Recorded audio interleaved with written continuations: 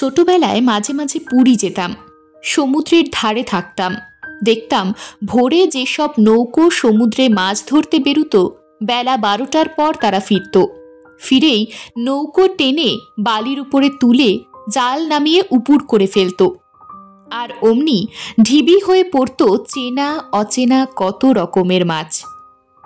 সমুদ্রের পাড়ি যেখানে খুব উঁচু, সেখানে জেলেদের ঘর। এক থুরথুরে বুড়ো জেলে রোজ রাতে আসতো। তাকে সবাই উনো বলে ডাকত। তাকে আমরা অনেক কথা জিজ্ঞাসা করতাম।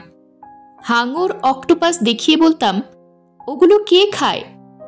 তিনি বলতেন, আমরা খাই। ও কি খারাপ জিনিস নাকি? নাক সিটকাচ্ছ কেন? খারাপ হলে আর থোমা গুরুর চেলারা খেত না। আমরা তো অবাক, থোমা গুরুর চেলারা আবার কে? বুড়ো তার কোচর থেকে ছোট্ট একটা জিনিস বার করে আমাদের দেখালো। উনো বলল, ওনার নাম খিস্ট। আমরা বললাম, খিস্ট আবার কে? সেই খিস্ট কে তা জানতে হলে নিচের লিঙ্কে ক্লিক করুন।